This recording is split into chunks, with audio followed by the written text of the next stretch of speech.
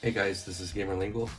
Today we'll be talking about the 8bitdo Year of the Dragon limited edition controller in more detail. So I'll be providing more of some gameplay experiences along with size comparisons and any other details that come along in the video. So let's go ahead and get started. Now, before we move on into the meat and potatoes of the video, I think probably one of the most important things I want to highlight about this controller is its portability. If you can see the size of this case, and I'll open it, you can see how the controller fits in easily. I mean, you could pocket this thing, or even put it in your bag if you want to protect it, which is probably more recommended considering its design. But yeah, when considering getting the N30 Pro 2, portability for me is its biggest selling point, and then after that it's design. So hope that helps to give you an idea of how easy it is to take this controller on the go. And now let's go ahead and move on with the review. Alright, now we'll talk about the aesthetics of the controller. This is the N30 Pro 2 controller, which is based on, and as you can see, they have the dragon painted in gold, yellow, and blue, probably a couple of orange accents in there. The D-pad buttons and the thumbsticks are all in black, and the edges are painted in gold. The plastic itself is in red, and the buttons here at the bottom are also painted in gold. Turn on the controller here, holding start, and you can see the LED lights flashing, and in this case it's in pairing mode. So for me it looks really nice. It's very compact in my hands, as you can see how I'm holding it. So if you guys don't mind a smaller controller for gameplay, it's pretty fun to use. Oh, and it's in a USB-C connector. It should take about 2.5 hours of charging time with 20 hours of playtime. Now, as far as gameplay, this may not be for big hands. I would say mine are a little bit bigger than most players, but as far as generally speaking, gameplay was fine. I enjoyed it a lot, playing Super Street Fighter 2 Turbo on the Anniversary Collection, Sonic Mania, Super Castlevania 4. As far as the 3D thumbsticks are concerned, I had no problems playing them on Resident Evil Remake, Doom 2016, and Portal 2. And the face buttons are immediately responsive. The shoulder buttons, just take note that you have to use your buttons here or whatever finger might fit best. So these are the L2, R2 buttons, and the R1, L2 buttons are on the outside. So you either have to go back and forth like this or switch off between the two. But I didn't have any big issues playing with the controller, and I would say you guys should have a good experience as far as playing any of the games itself.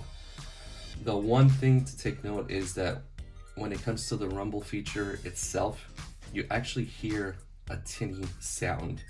When I show you the gameplay, you may be able to hear it, and besides see it, but it only rumbles one way. It doesn't have multiple ways of what can I say? There aren't multiple levels of rumble like when you have walking footsteps versus an earthquake or running through a game. So it's all just one rumble, one feel throughout the whole thing. So if that's a problem, just make sure that you're aware of that. As far as the ultimate software by 8bitdo is concerned, this controller isn't compatible with it, but you should be able to change the button settings in Steam's menu versus the Switch. Depends on the game if you're able to switch between the buttons or not. So that's just something to be mindful of. So If that's a problem, just be careful. And now we're gonna move on to size comparisons. So one thing I've noticed when it comes to other controller reviews is that there aren't many size comparisons. People may want to get an idea of how certain controllers feel and as far as the comfort or the weight in hand. So here we're going to compare the Year of the Dragon limited edition controller. First, I'll put the Xbox Elite 2. This is the core controller, but besides materials used, there's not much of a difference, but yeah, there you go. Definitely smaller than the Elite 2. Next we have the Pro controller, first party version. So there you can see a size comparison between those. Next we have 8bitdo's own ultimate Bluetooth controller, and it's about similar in size to the previous controller, but there's a size difference. Next we have 8bitdo's own Pro 2 controller. That way you can see how they look. And just a quick, for example, holding it in hand. So comfort grip versus holding this in the hand. Yep. Definitely ergonomically, this would be more ideal, but I played this about an hour or so and didn't have any troubles playing the other games. Here is 8bitdo's N30 Pro compared to the Dragon controller. There you go. Next, we have Sony's PlayStation 5 DualSense controller. And finally, we have our next review controller, Hyperkin's own pixel art Oscar Mayer limited edition controller. And I like how these two really stand out. Definitely collectible items. For those that love to collect controllers, I would recommend these both, whether it's for display or for playing. So there you go. So there you have the Year of the Dragon limited edition controller. Next I'll show some gameplay footage, and you can see how the controller runs through the Steam Deck in both wired and wireless mode. And I'll also tell you guys how much input delay the controller has, and then I will give my final thoughts.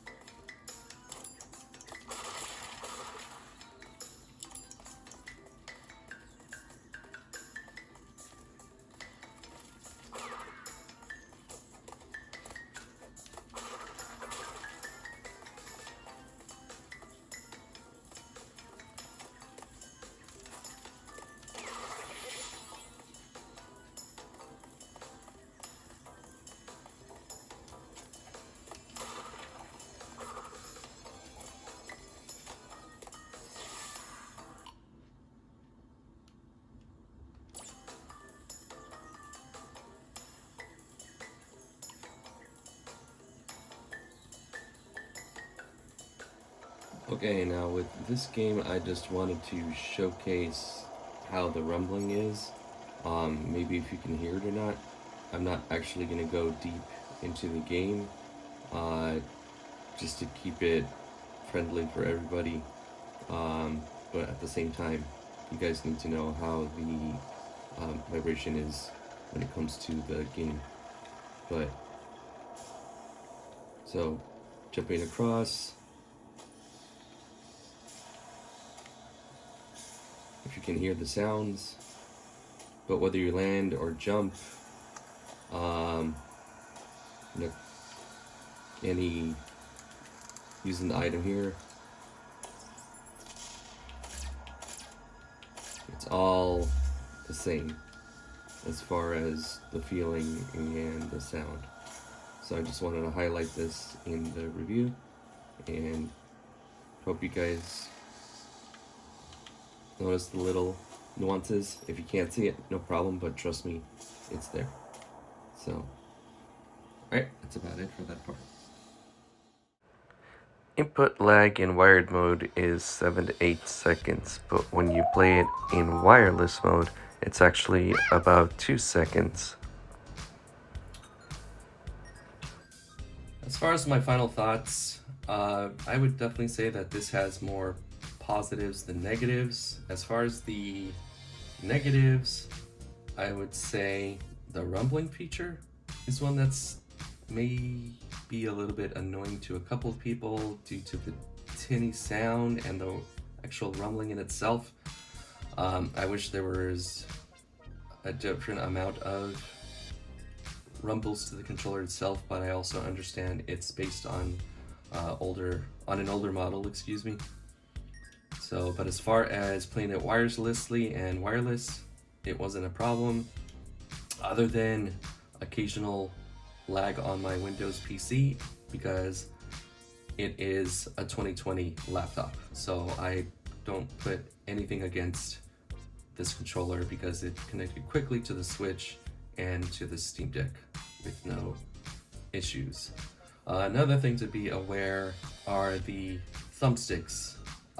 Although they are sturdy for the size compared to all the other controllers, they definitely don't feel as sturdy. That's not to say that they're very delicate and that they're gonna break apart, but as far as durability, I'm not sure.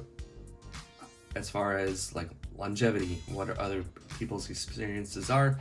If you can leave a comment and tell me what your experience has been like, if you've owned a previous N30 Pro 2 controller. This will definitely be like one of those controllers that you want to take on the go in the airplane, for trips. There's so much that it offers as far as gameplay value. Going now into the positives, the controls are wonderful.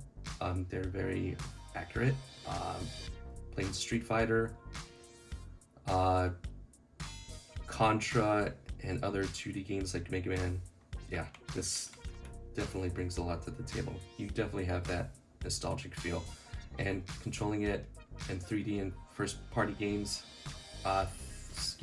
controlling it in 3D games as far as first-person and third-person, whether it's shooters or other adventures, I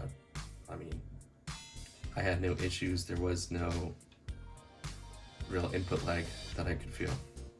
So I would definitely recommend this. If you have $49.99 to spare and you want a collector's item that's very limited, 8bitdo made only 666 units of these according to their website.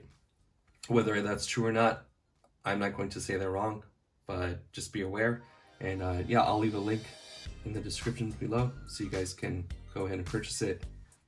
It may or may not be on sale, depending. So that's about it.